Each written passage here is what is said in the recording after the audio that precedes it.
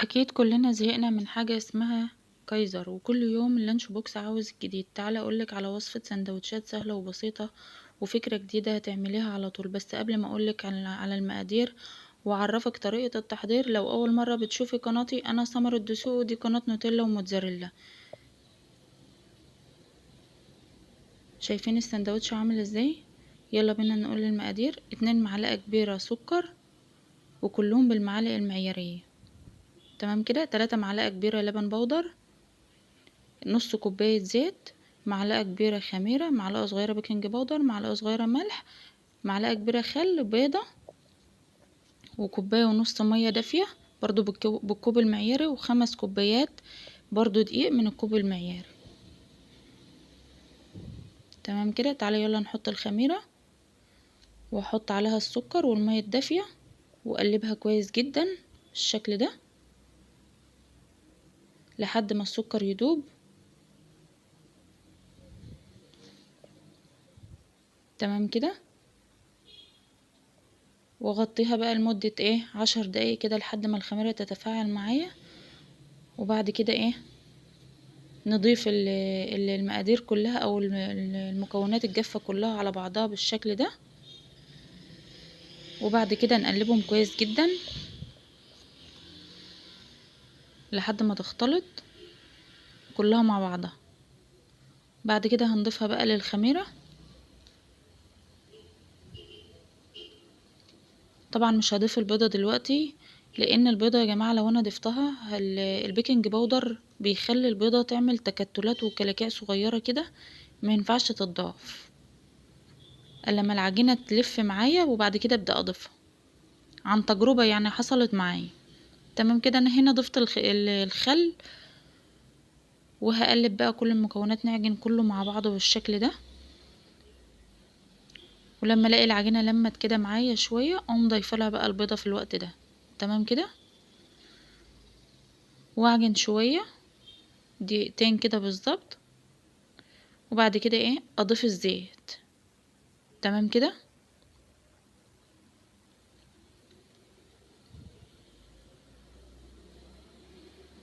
افضل بقى اعجن من 10 دقايق لربع ساعه لحد ما العجينه تلم معايا وتبقى بالقوام اللي انتوا شايفينه ده، ويبقى شكلها ملس من بره كده. هحط هنا شويه زيت في البوله بتاعه العجان، نقطه بسيطه كده. وبعد كده اسيب فيها العجينه بقى تخمر من نص ساعه ل3/4 ساعه كده. هي خمرت معايا وبقت بالشكل ده. هنزلها بقى من البوله ونبدأ نقطعها.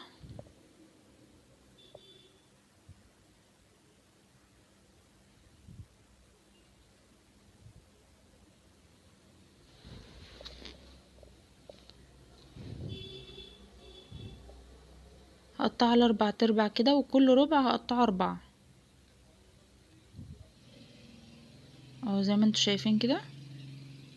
كل ربع هقطعه ل4.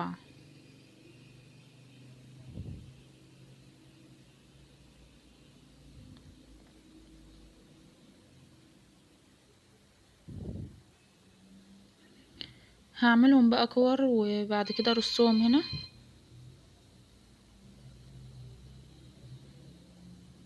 واغطيهم بقى بحاجة واسيبهم يرتاحوا لمدة دقيقة كده، على ما احنا نحضر العسل والمية والسمسم. معايا انا معلقتين عسل بالمعلقة اللي في ايدي دي، حطيت عليهم تلت كوباية مية وقلبتهم بالشكل ده.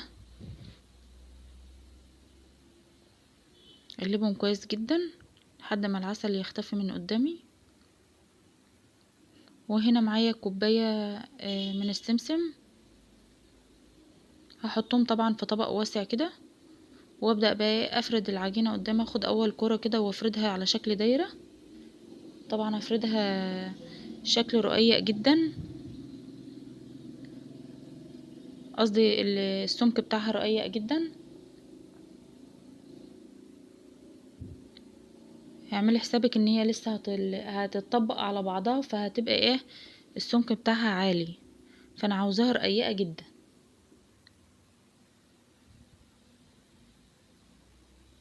تمام كده.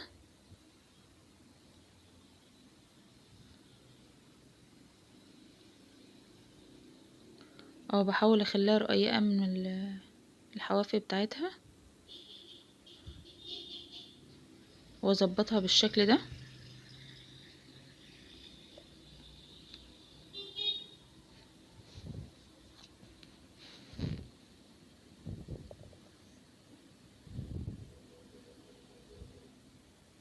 هتبقى معايا بالسمك ده،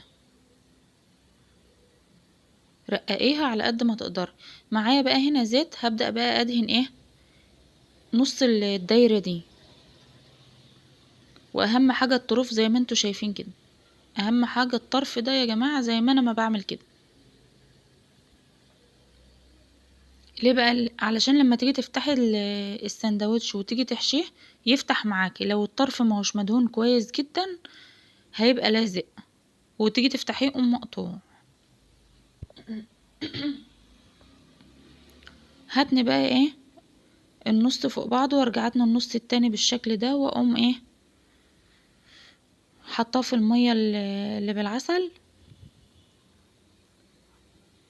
انزله واطلعه على طول بالشكل ده، ومن المية للسمسم. تمام كده. هيكون معايا بقى بالشكل اللي قدامكم ده. هحط بقى في صينية مدهونة بالزيت، وارص واحدة جنب واحدة كده، واشوف في الاخر هم موريهم. تمام كده. هندهن برضو بالحوافي كده بالفرشة بالشكل ده، واقوم تانية، واقوم دهنة برضو النص ده. اهم حاجة الحروف بتاعتها. تمام كده. واقوم راجعة تانية تاني، يبقى معايا بالشكل المثلث ده.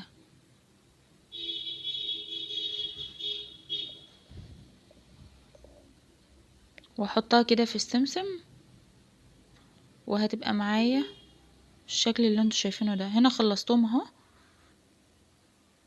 هدخلهم بقى على درجة حرارة 200 لمدة 15 دقيقة على الشبكة على اول رف من تحت، وهيطلعوا معايا بالشكل اللي انتوا شايفينه ده، لحد ما ياخدوا اللون الذهبي من تحت ومن فوق، ويكون اللون من فوق فاتح زي ما انتوا شايفينه كده. تمام كده. يلا بقى نشوف الحشوات الجميلة اللي معانا. معايا هنا جرجير وخيار وطماطم وزيتون مخلل، وهنا تركي مدخن ولانشون وجبنة رومي. هبدأ بقى افتح. شايفين بتتفتح بسهولة ازاي؟ عشان احنا دهنينها كويس. تمام كده.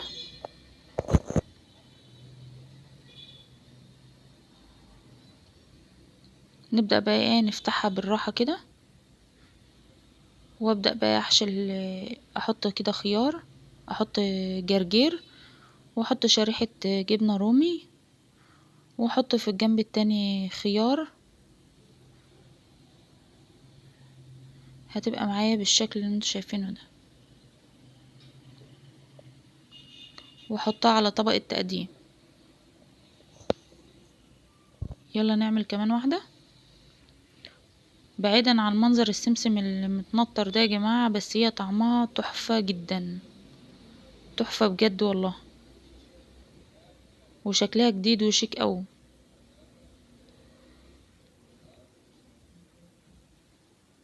احط بقى الجرجير ارصه بالشكل ده، واحط كده شرايح طماطم.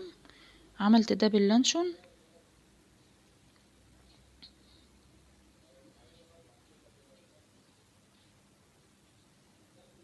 حاول افتحها بالراحة كده.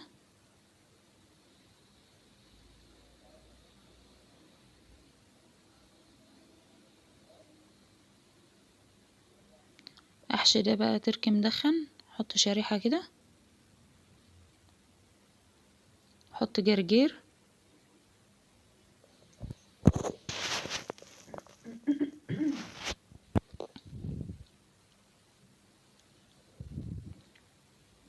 تمام كده.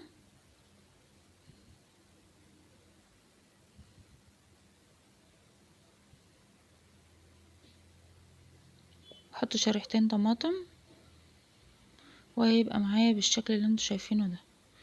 هرصهم بقى على طبق التقديم. شايفين الجمال؟ احنا بتوع النيو لوك والله يا جماعة. دول ينفعوا كده في الحفلات، في عيد ميلاد. ممكن تستغنى عن تورته برضو وتعملوهم عادي، يعني مفيش مشكلة. يلا لو عجبتكم الوصفة لايك وشير وسبسكرايب على قناة نوتيلا وموتزاريلا.